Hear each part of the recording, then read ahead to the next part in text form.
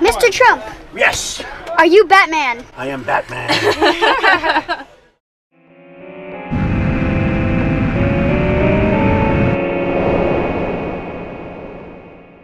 Frank Miller's The Dark Knight Returns was a controversial interpretation of Batman's character, to say the least. And for a variety of reasons, I think he was making a prediction about where our society was headed. Spoiler alert for those who aren't familiar with The Dark Knight Returns. The 1986 graphic novel, later adapted into a two-part animated film, portrays Bruce Wayne in his twilight.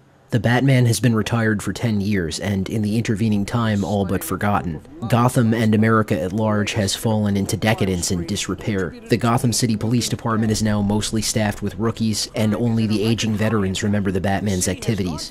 Commissioner Gordon is nearing retirement, and a gang known only as the Mutants have plunged Gotham into a state of unease. The politicians seem to have washed their hands of the situation completely, at best paying lip service to the media and the variety of issues faced by society, and at worst, personally enabling the decay. The populace have become apathetic to society's greater problems. One night, while flipping through the TV news stations and overwhelmed by the reports of violence committed by the mutants and street thugs, Bruce is inevitably reminded of the murder of his parents. Experiencing a flashback, he finds himself unable to escape his alter ego and once again dons the cowl, not just with renewed determination, but a newfound sense of brutality.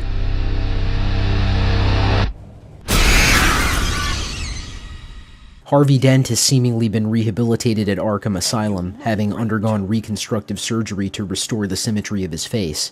The asylum doctors declare him mentally healed, but upon release from Arkham, he immediately ducks supervision. The very same psychiatrist who rehabilitated Dent, Bartholomew Wolper, has also been assigned to the Joker, who has himself been held in Arkham for years. On the night of his first return to the streets, Batman shocks Gotham by going on the warpath, even killing some of the gang members who stand in his way. Among the citizens he rescues is a young girl named Carrie Kelly. Although she's only a high school student and far too young to remember Batman's past escapades, she's overjoyed to see the bat signal in the sky the following night.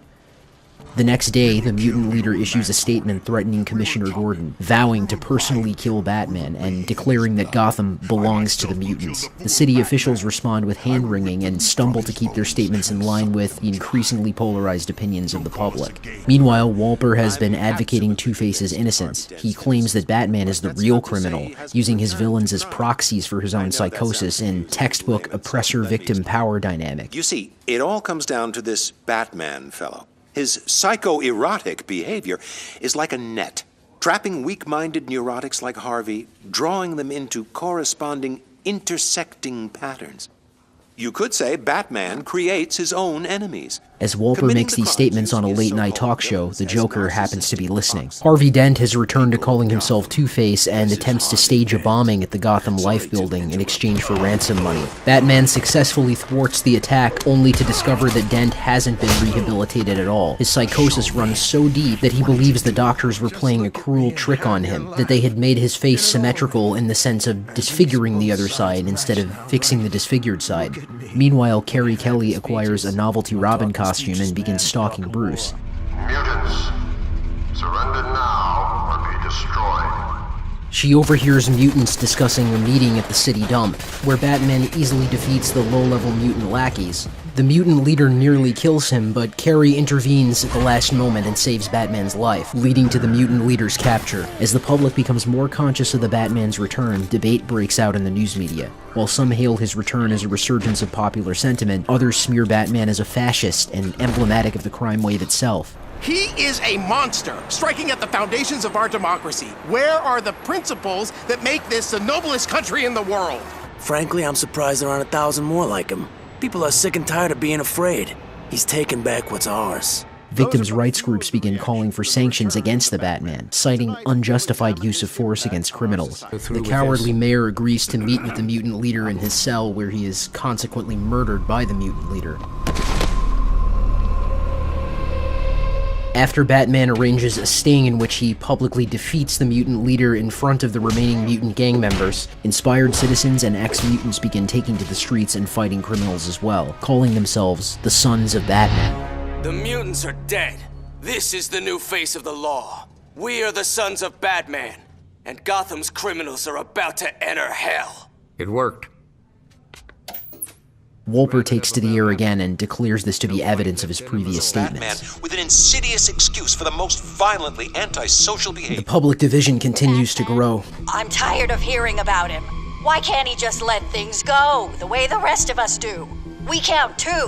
So a bunch of psychopaths turn on criminals instead of the rest of us, and you want to blame Batman? Concerned with Batman's activity, President Reagan dispatches Superman to warn Bruce that there will be consequences if he continues. I can talk to him, but I'd just hate for things to get out.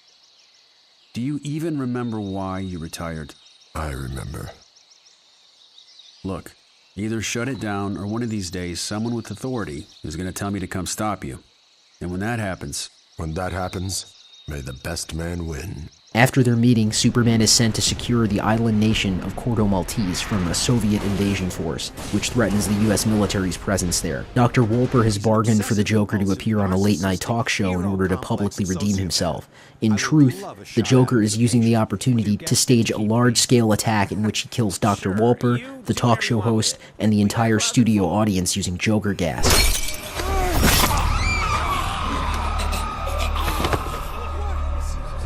So long as you won't miss it.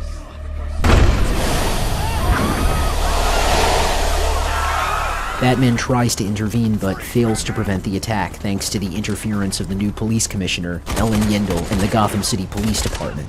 Joker leads Batman on a chase across the city, ending in a confrontation in which Bruce mortally wounds his nemesis. Bruce muses out loud, All the people I've murdered by letting you live. Joker taunts him by saying, I made you lose control. And they'll kill you for it. See you in hell. Before apparently breaking his own neck in a final act of defiance, in an attempt to incriminate the Batman. Meanwhile, Superman easily defeats the Soviet forces at Corto Maltese, but the USSR launches a nuclear missile in a last-ditch effort to strike back at the US forces. And some bad news. The good news is that our brave American troops were victorious in Corto Maltese, and the Soviets have completely withdrawn. Bad news is, well, looks like those Russians are some mighty sore losers. Superman manages to redirect the missile's flight path, but inadvertently causes it to airburst in United States airspace, triggering an electromagnetic pulse that knocks out the power grid nationwide. The ensuing without rule of law scenario allows Bruce to bring the Sons of Batman under his control and restore order through non-lethal means. Tonight, we are the law. Tonight, I am the law. Deeply embarrassed by the loss of governmental control, President Reagan orders Superman to remove the Batman. With the help of the former Green Arrow's shooting skills, Batman is able to outsmart and publicly defeat Superman and go into hiding with the Sons of Batman, with the intention of continuing their war against crime. So, what does any of this have to do with Trump, you might ask? Here's what I mean by Frank Miller making a prediction about the course of the West. Although crime in our world is not at an all-time high, public sentiment seems to have trended towards a lack of national cohesion and public trust. Our own police are fearful of the criminals they're supposed to apprehend. Despite how politically polarized we are, the majority of the populace just doesn't seem to care, or worse, are enablers of the corrupt political establishment and aristocratic mainstream media. That same political establishment and media aristocracy rationalizes the decay, capitulates to the enemy, excuses the corrupt figures involved, and hurls defamatory rhetoric at anyone who challenges their narrative. Instead of making change or listening to the will of the people, the authorities stick to the same failed strategies, and the man who wants to restore public trust and rule of law is derided by the media and public intellectuals as a menacing authoritarian, whose ideas and methods are unworthy of consideration. Ironically, Frank Miller himself was actually called a fascist by real-life social justice types who didn't like his portrayal of Bruce Wayne, and despite Carrie being one of the only characters who's shown to go against the social grain or take charge of her situation, Miller was also called a sexist for his portrayal of Carrie as the new Robin. This is in spite of all the respect she earns from Batman by showing herself willing to take charge, put herself on the line, and never back down. She apparently has some serious internalized misogyny, just like women who support Trump in our world. But perhaps the most important parallel between Trump and Frank Miller's Batman is that both Trump and Batman are just gateways to something greater, stepping stones to the future. Batman and Trump are both delusional in a sense, believing that there's still enough good left in their respective worlds that they could somehow personally lead a restoration. But in truth, neither of them can do it alone, or even do it within the existing social paradigm. Their true success is in inspiring people with a vision beyond what Trump or Batman can do alone, fostering a movement that will extend far beyond what they can personally achieve. The Batman needed a total unmasking and subsequent collapse of the corrupt power structure in order to truly make a difference. The whole mess had to fall over before it could be reformed into something better. And whether Donald Trump wins this election or not, I think that's where we're headed.